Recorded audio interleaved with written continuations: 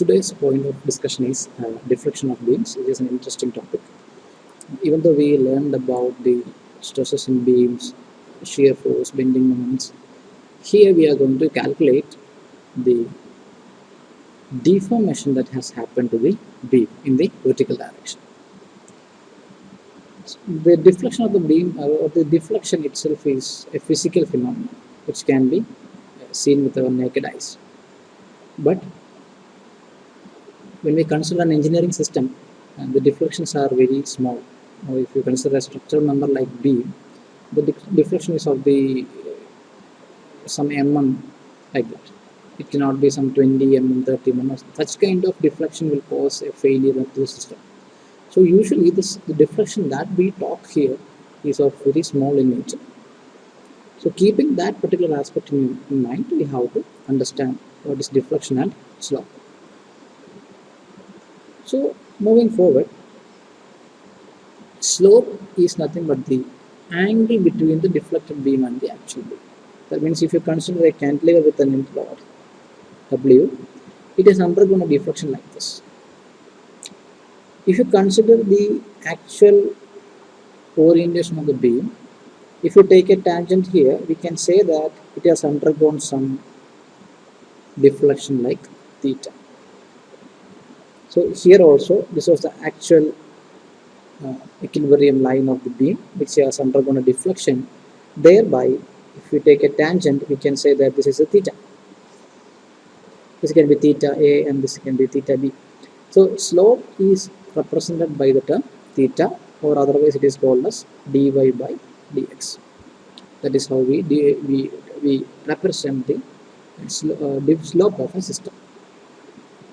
Now deflection is nothing but the vertical displacement from the actual axis of equilibrium, how much it has moved when we apply a load.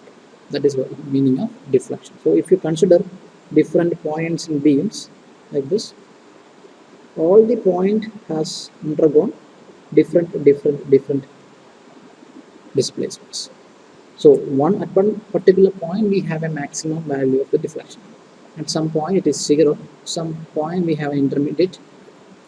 So in this class we will be discussing about the nature of this deflection and how to calculate the value of deflection and this slope. That is the point of discussion. Now moving forward, so this is also an interesting figure where you can easily understand, visualize the deflection.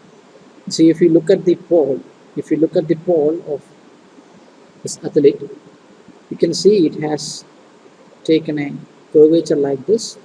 From this straight line, it has undergone a deflection like this. So this figure is from Hibbler, textbook Hibbler. It is directly given over there. I have taken from that particular textbook. So here you can see a huge deflection, macro deflection here. But when we consider a beam, a structural member beam, it will not undergo deflection like this. Here, this particular athlete has taken the advantage of deflection. Okay, now we have to look into other aspects of deflection. Let us move forward. So what are the types of deflection? How the beam deflects? That is, first of all, it's very easy for you to analyze or understand how the nature of deflection, how it look like.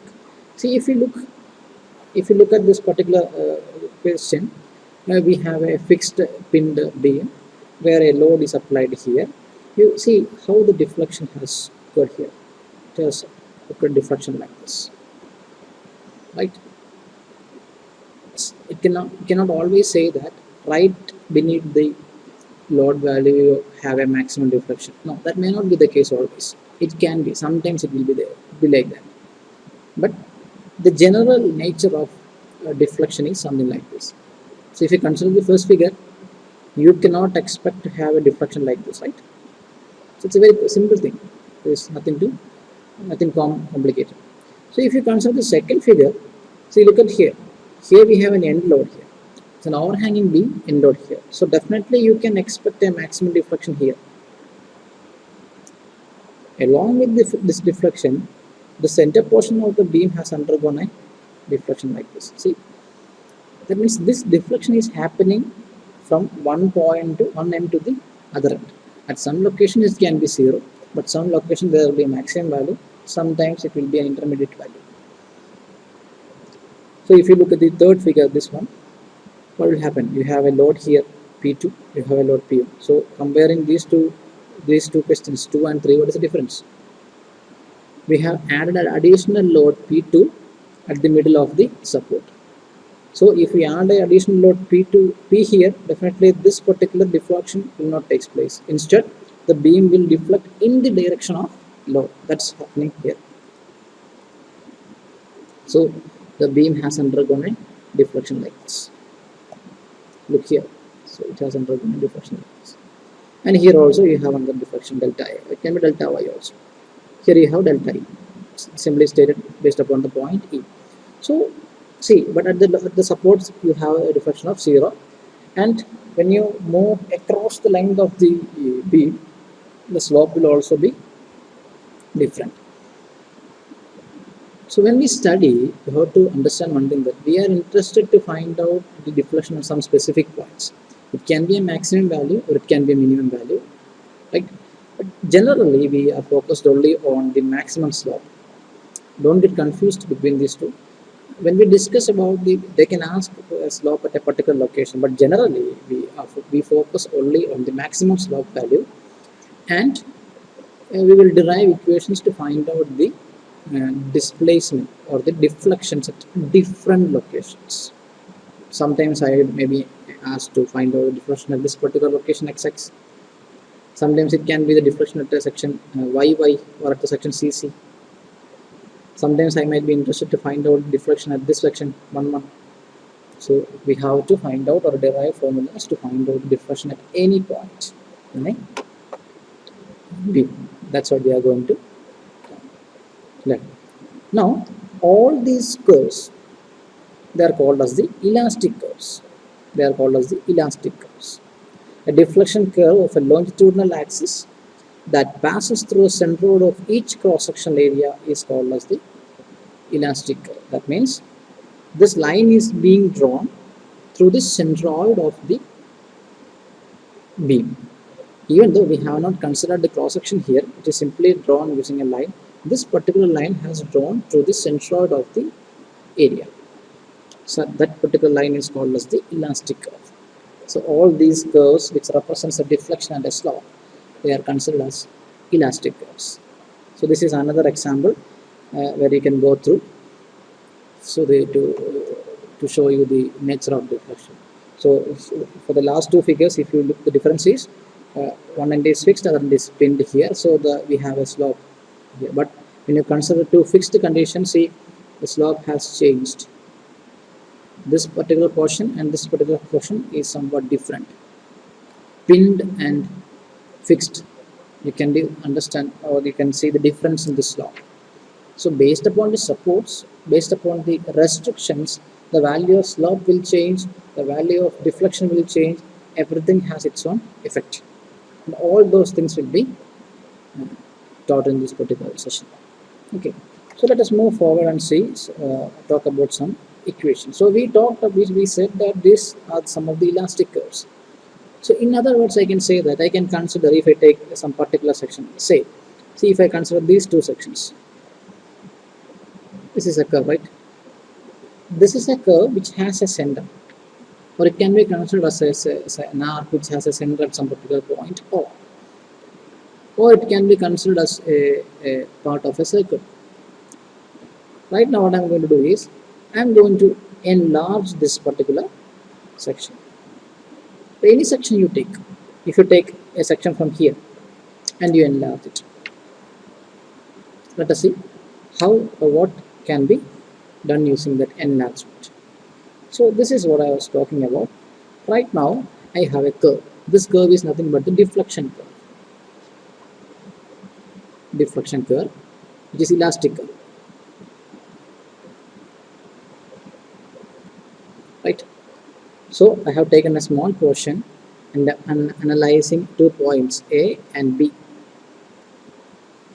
Okay, that means I can consider this as point A and this is point B that is being shown here, but it has undergone some orientation change. That's all. Just to make us understand, just for the derivation purpose, we have oriented it to with respect to an x and y axis. That's all. So now, if we analyze this particular, this is here we are going to derive the expression for the that relates the moment and the curvature. That means if we consider the arc AB, so if we consider the arc AB, it has or it can be considered as a part of a circle whose center is O and radius is R. Or if we consider this particular arc AB, we can say that this arc AB has a center at O and its radius is R.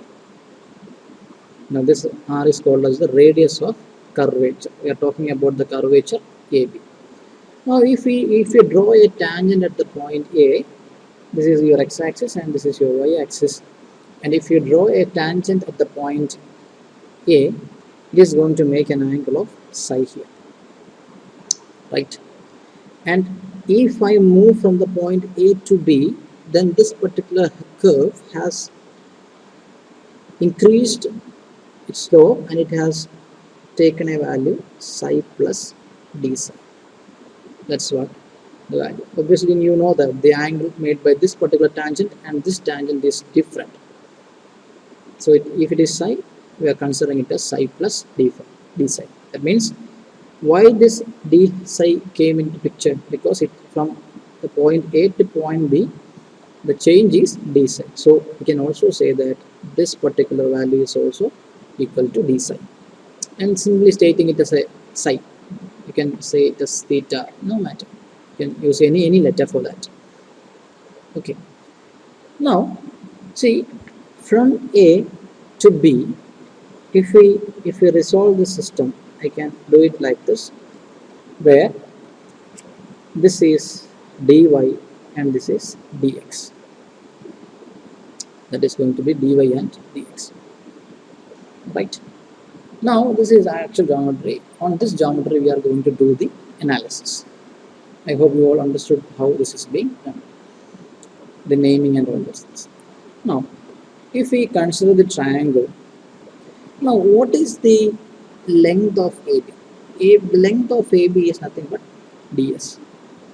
So if I write ds equal to r d psi, then it means that the arc length AB, which is equal to ds, is equal to radius into theta, r theta.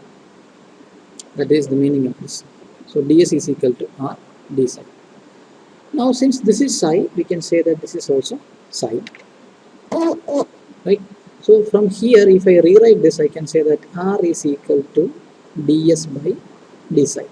So let us put this in a rectangle, okay, which is needed when we move forward. Now, if I take the value of tan psi, how it is going to be opposite by adjacent, which is nothing but dy by dx. If I take sin psi, it is going to be dy by ds, and if I take cos psi, it is going to be dx by ds, right? And we know that r is equal to ds by d psi. So if we rewrite that, we can do it like this. ds by d psi can be rewritten like ds by dx divided by d psi by dx. So this is going to be ds by dx into dx by d psi. So when we cancel out dx and dx, we are going to get the same thing. Now we have to rewrite these two terms using the sine and cos.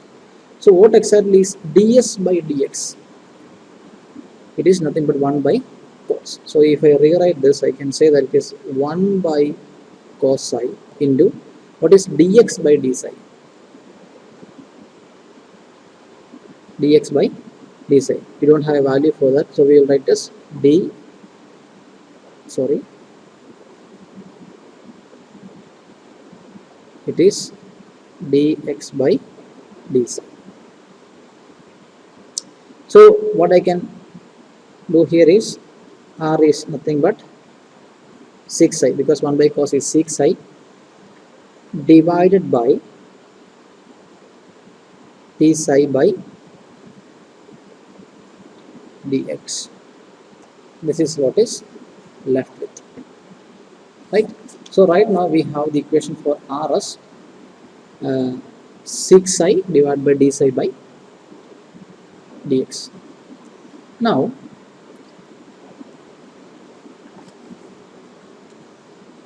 we know we have an equation of tan psi. Tan psi is nothing but dy by dx. What happens? Let us call this as equation number 2. What happens if I differentiate equation 2 with respect to x? What is the value it is going? Tan psi is nothing but 6 square psi into d psi by dx is equal to d square y by dx square. This is what I am going to get. If I isolate this d psi by dx, because my aim is to replace this d psi by dx, so if I isolate this d psi by dx, I can say that d psi by dx is equal to 1 by 6 square psi into d square y by dx square. Now things are very simple. We know the expression for 6 square psi, which is nothing but or let's substitute this value here. So let us say that this is equation number 3 and this is 4. We are supposed to substitute 4 in 3, right? Let us substitute the value of 4 in 3, and it is going to be like r is equal to 6 psi divided by 1 by 6 square psi into d square y by dx square. And if I take the reciprocal, I can rewrite this equation as 1 by r is equal to d square y by dx square divided by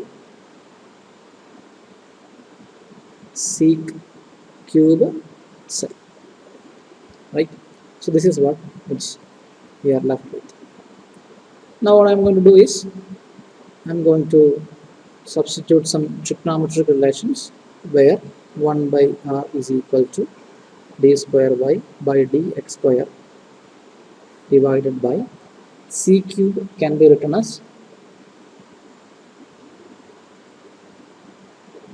sec square psi all to the power of 3 by 2. So if we open the bracket, 2 and 2 will get cancelled out, and what is left with is c cube psi itself. So 1 by r is equal to d square y by dx square divided by the trigonometric relation for sec square relation is 1 plus tan square psi into to the power of 3 by 2. That's what is the final one. Now the thing is that since the value of deflection is very small, what happens? Tan psi is approximately equal to 0. It's very small. So let us say in other words, it's very small, very much less than 0. That means then if we square it, it is again going to decrease its magnitude. So what we will do is we will neglect this. It's approaching the value 1. Or tan square psi is very small, so we neglecting the value of tan square psi, so only what is left with is 1. So what we can rewrite this equation as 1 by r equal to d square y by dx square, right? Now based upon the bending moment, m by I is equal to e by r, and if from here if I sorry, If I isolate 1 by r, I will get it as m by ei. Now to compare these two, you can say that m by ei is equal to d square y by dx square, or we can rewrite it as m into ei is equal to d square y by dx square. So this equation is called as the moment curvature relationship. This is nothing but the moment curvature relationship. So in the next class, I will discuss about the various methods that can be used to find out the uh, deflections. So this particular equation of moment curvature relationship, because here we have E, M here, sorry, M here, E here, I here, all these terms are very much familiar to you. So using these terminologies, we have to calculate the value of deflection, and y is nothing but the deflection, right? Y is the deflection. So let us meet in another class with detailed derivations of how to find out the deflections using different methods. Thank you.